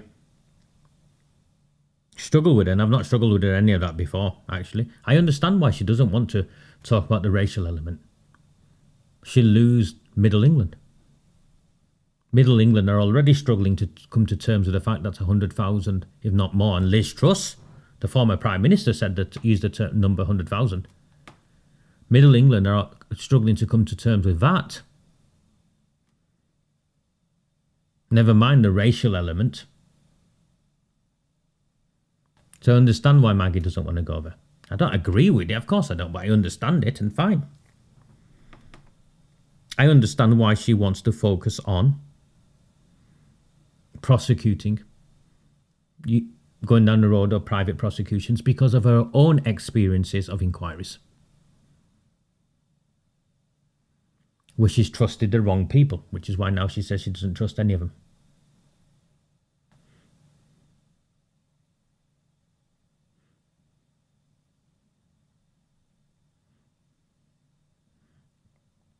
Now, what she's saying, I have got countless victims and ample evidence. That's what she said. I have got countless victims and ample evidence, and she talks about Operation Gold Command again. So what are you waiting for? Why are you asking for more victims to come forward? And why are you trying to encourage people that survivors going to you is the best place for them to be heard? I know victims want to be heard. This is the best place for them to do that or do this. I've got no sides in this, by the way. But I read that and her negativity towards a public inquiry as a bit of a dig towards what Rupert Lowe and many of us are doing when we're trying to fight for a national inquiry, including the Conservative, Jenrick and all of that. I do not think we can win this without politicians and without a political solution. I don't. I made this political 6 years ago, long before Maggie or any of the others did, because I knew this had to be fought in a political space. And I genuinely believe the solution to this is in a political space where in 4 years' time, at the next general election, this election will be won or lost on a number of themes, of which one is a public inquiry and the cover-up of the grooming and gang rape of working-class white girls by politically connected networks of Pakistani men. I believe the general election will be won or lost on whether or not Reform or the Conservatives have the courage to say we're going to reform the voting system, get rid of postal votes, and take immediate safeguards to protect our democracy.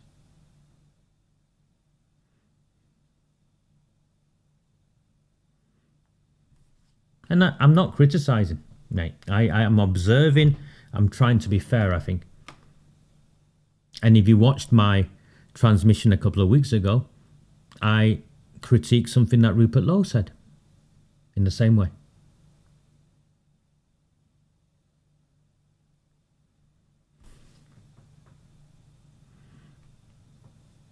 I think Maggie's exact words were, I don't trust any of them. I'd imagine that includes Rupert Lowe. Rian, to answer your question.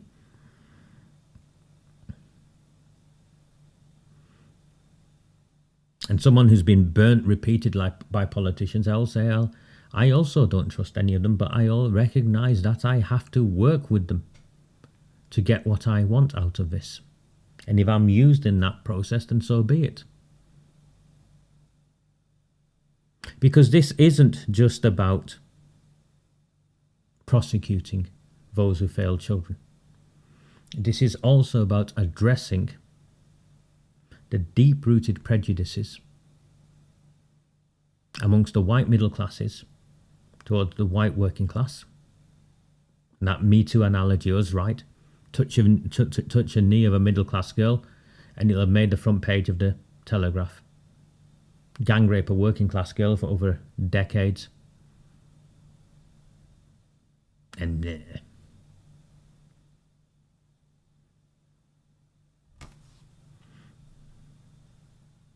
thank you, Jenny.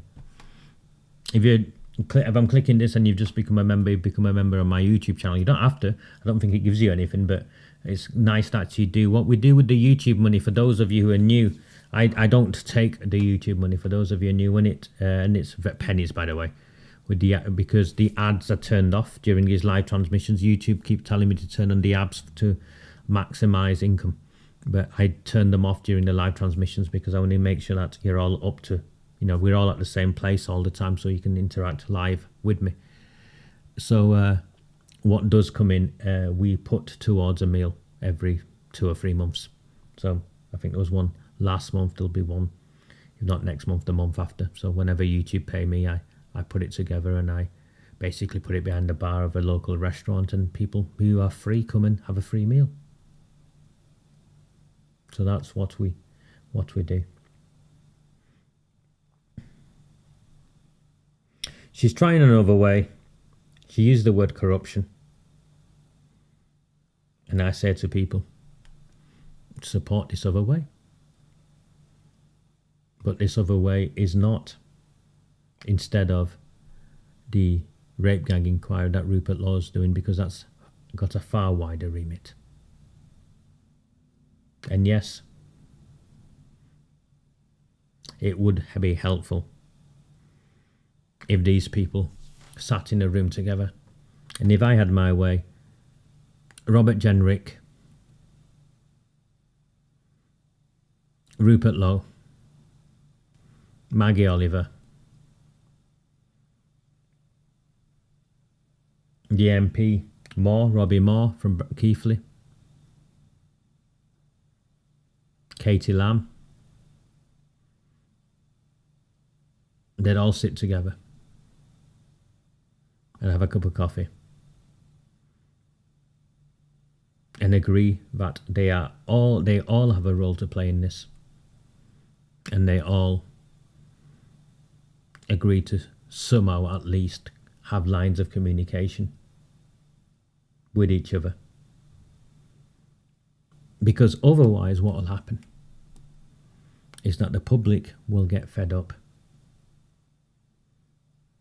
and we will all lose. Or tell me if I'm wrong. And yes, of course, for those of you who asked, if Maggie reached out to me, I've reached out to her many times, she's responded to me by emails, but we've never met. If she wanted my help, I'd go and help her. Do I think she'll reach out to me? No.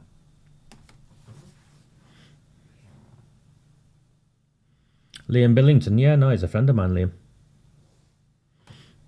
He's a good guy. Okay, one more interview I want to share with you. I think it's important, this one. I think that's as well. The longer I spend in this space, Ryan, the more I realise it's like anything in the world, isn't it? People become protective of spaces and what they believe they have a right to, rather than someone else. I was here first, I was here longer, I know better, I'm more powerful. None of those things mean anything to me. Thank you to the people who have subscribed to my webpage, Red Wall and the Rabble. I'm looking and I needed 9, and we've had one person complete, 2 people complete a subscription. Thank you. So we are 7 away from me being back to where I was in January. We're in April, aren't we? Please, if you find value, and there's 133, 686 of you watching at various phases, 133 of you live with me right now. Please, if you find value, subscribe to redwallandtherabble.co.uk. It's completely free, but I'd prefer it if you committed to the £3 a month or £30 for the full year. You can pay more if you want. You know, some people pay £50. Very few. One or two. Well, actually, one or two. When this story broke, did sign up for £100 and even £200 for the year.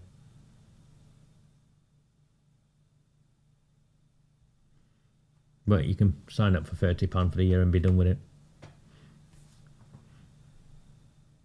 Or you can just keep buying me a coffee to keep me going. I am 100% funded by you.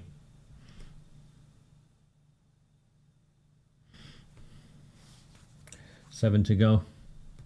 Thank you, Jenny, if you're one of them. Yep. Let me find the next interview. It's much shorter. I think you'll enjoy this as well.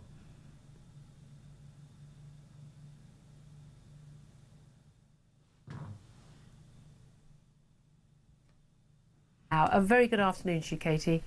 Good afternoon. Thank you so much for having me. Yeah, I want to point out this is absolutely not a party political point, but I thought your statement in Parliament was absolutely superb. Very, very, very hard-hitting. We've been playing clips today, having to use some beeps in some of the words that you said in Parliament, and we noted that the Lib Dem who was present, who apparently was a bit unhappy about the language, seemed to be more unhappy about the use of the F word in Parliament than the MP was about children actually being violently raped and abused by grooming gangs when no one was willing to prosecute them. But what was so significant about that announcement from Jess Phillips, the Home Office Minister, yesterday? So, as you mentioned earlier, the government has already rejected calls for a national inquiry and had said that they were going to do 5 local inquiries. Now, that has a load of problems in and of itself. Firstly, this has happened in 50 towns. So 5 local inquiries is going to potentially give partial answers to 5 of those towns. But what about the other 45? Secondly, local inquiries have no statutory basis, which means they can't compel witnesses and they can't compel evidence. So, of course, if you are a councillor or a council official who's been complicit in these horrible crimes and you can't be compelled to go to an inquiry, you're not going to go. What a surprise, yeah. Yeah, unbelievable.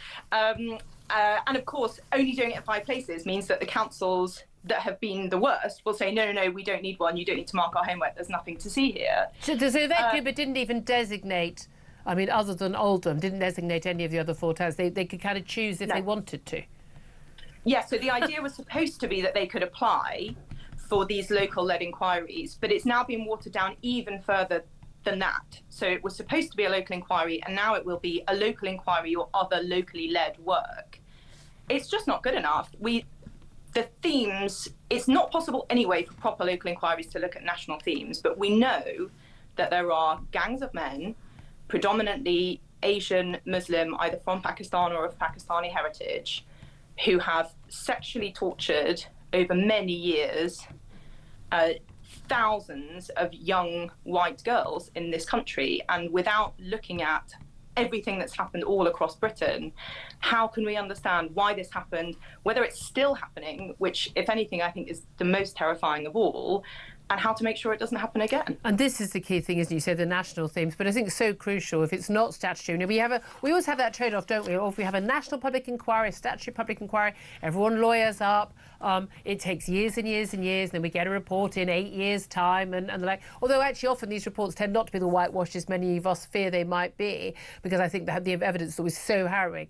But when people were saying for a long time, we've had a national inquiry, one like by Alexis Jade, no, rubbish, it wasn't a national inquiry into grooming gangs. They spent 5 days on it. They didn't hear from any grooming gang victims. They only looked at one area.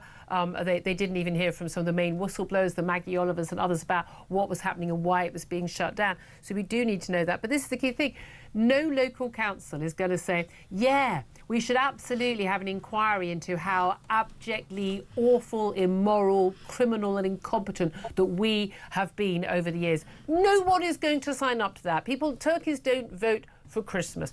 How significant is it that this announcement has come a few months after maybe people in government thought this issue had died down after the explosion of this in late December and January, front pages every single day, despite there being actually not very much new information, but Elon Musk exploded it on social media. How significant is this that this announcement's taken place the day before Parliament goes into recess, ahead of Easter holidays and just before local elections? Because there is definitely a theme that we know runs through this. A lot of the towns and cities where this has been happening, it is Labour councils with a large local Pakistani Muslim population where this has been happening. So I think on your first point, it is obviously true. It's just total common sense that people who have done wrong are not going to ask to be investigated. And I think it's worth dwelling for a moment on the fact that not one person, not a single person, has been convicted for covering up this institutionalized sexual torture. Nobody has been convicted of misconduct in public office or any kind of collusion and corruption around this, even though we know from the evidence and from the stories that that's happened. You've got social workers attending the so-called weddings of 15-year-olds who are marrying their abusers. One of the rape gang ringleaders worked for the council. He was employed by the council. So we know that this has happened. Yeah, you raised that. But he was actually employed as wasn't he in child safeguarding? Well, he worked in a welfare rights officer, sorry. Yeah, he was a welfare rights officer, and then he was seconded to the local community centre. And even after he was arrested, the police didn't tell the community centre that he'd been arrested for these crimes. I mean, once you start going into it, the layers and layers of horror are almost unbelievable. But I think it is significant that it was the last day before recess. There were fewer people in Parliament. The government had insisted that they were going to give an update on this before Easter, and then it all went very quiet. Tom Crowther, KC, who was the lawyer that they had initially said was going to lead these so-called local inquiries, spoke at the Home Affairs Select Committee last week and was pretty scathing about the interaction that he's had with the Home Office. So, exactly as you said earlier, this is not really about party politics, but it is difficult to draw any conclusion other than that the government just... When we touch here, maybe just try this, ladies and gentlemen. Oh, that feels nice. Yep, that's good. I think that's the interview I've got before the adverts continue, but that's the main I wanted you to listen to. So that's Katie Lamb.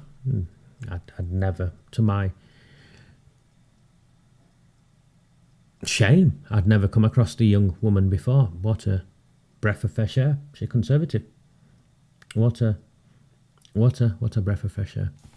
As to why you don't understand why I don't have thousands watching, it's got nothing to do with shadow banning. I'm afraid it's just to do with the way it is, and so what it's been for a long time. I'm afraid there's nothing more I can say. We know for a long time we had dozens of people when we started. We know we are very, very few people.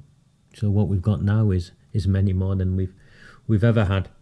As to why people don't subscribe, I get messages all the time. People are scared. I get messages all the time. People are scared. In fact, in Oldham, the council put something out wanting to know who worked in the council that knew me. The police, serving police officers contacted me, told me, put something out wanting declarations of interest with people police officers who knew me. Never mind, support me. So you can see what's going on here. And I think the abuse is still happening. I agree with you, the abuse is still happening. And in the great GM, Good Morning Britain, GMB, interview that Maggie Oliver gave, she made reference to that, I'm pretty sure she did. So, the focus of that is councils who have been the worst offenders in the cover-up are now expected to volunteer to be investigated. It's not going to happen. So what the government have done is, instead of having them volunteer to be investigated, even friendly investigations with local inquiries without statutory powers, they're not up for that. They've now created a menu where they can access money for random shit, hoping they can convince local authorities to volunteer. And because they're still having problems with that, Lucy Nandy, the government minister for sport, I think she is now, who, by the way, claims she's worked in all of these areas with survivors and victims. Keighley, Rotherham, Rochdale. I've gone and looked. I can't find anywhere where Lucy and Andy has worked in these places with these people on these issues. I think she's doing another Chancellor of the Exchequer CV enhancement. Maybe Charlie Peters or one of them will pick up on that. Maybe I'll get in touch with the young lad Adam from Open Justice, and he can look into that. We're building a team. At least at our operational level, there's a network of us who are happily working together in the background. So what Lucy's doing is trying to get councils with no concerns to come forward to volunteer to be on this list of 5. And whilst they repeatedly make reference to Oldham being on the 5, Oldham isn't on the 5. Because the Oldham inquiry, we forced through. It's not instigated by the Home Office, it's instigated by the town. Because what they said at the vote was, if we didn't get a public inquiry, we'd have a Telford-style inquiry, and we authorised that. So the town did that. And what's happening now is we're not getting a Telford-style inquiry, because the judge, Tom Crowther, who's complicit in this, is now working directly with the council. And if he's working directly with the council, then that no longer makes it a Telford-style inquiry, because the Telford-style inquiry built into its framework degrees of separation that made sure those doing the investigating were not connected to those being investigated. And now what we've got is the council directly commissioning the man doing the investigation. It's messed up. It's completely messed up.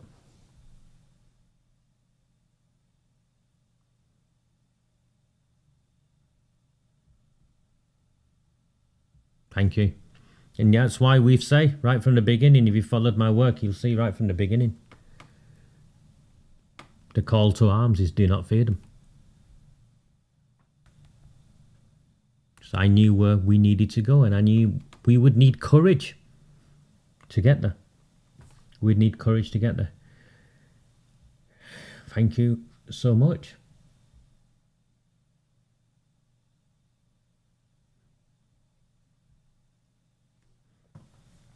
Yes, I've got another subscription, so we're down to, that's 1 subscription. No, the second one was incomplete. 2 subscriptions, 3 subscriptions. 3 subscriptions, 9 is down to 6. Thank you so much. So there's 746 of you, and I've managed to get 3 subscriptions. So we're down to 6. My intention is to keep producing this analysis, to keep making sure you understand what's taking place. I am going to do a critique of everything that's taking place at this moment, all the players out there, from what the Conservatives want to do to what Reform want to do, Rupert Lowe wants to do, Maggie Oliver wants to do. And there's a lady who's been constantly badgering me to get involved in something she wants to do. That she's got a crowdfunder for, so I'll add that to the list. So there's 5 or 6 moves being made by various people, and I will do a critique of all of them next time I'm along. It won't be tomorrow, I don't think. I have got a daughter I need to take to, I think we're going to Whitby is the plan. So that's where I'm going. She read something to do with vampires or something in a school book, and would like to go to Whitby, so that's where I'm off to tomorrow and Friday. I'm back on Saturday. I know I've got a transmission on Sunday, but I am back on Saturday. I might try and do something on Saturday night. I'm very acutely aware I promised to do an FOI workshop. I want to do an FOI workshop with all of you, so I'd like that. And I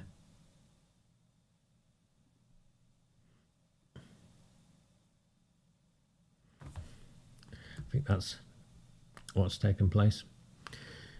The work I do is only possible with your support.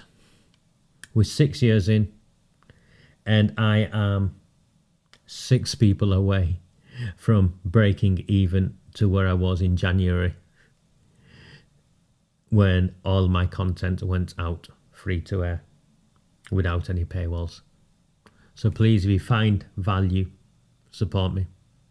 I'll see you soon. Do not fear them. Do not fear any of them.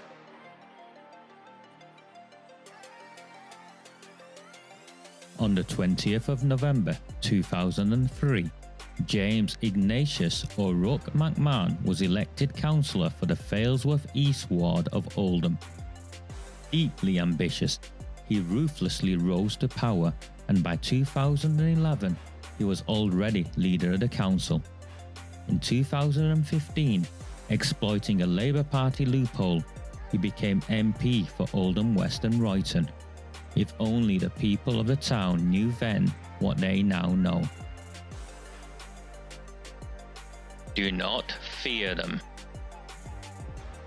Do not fear any of them.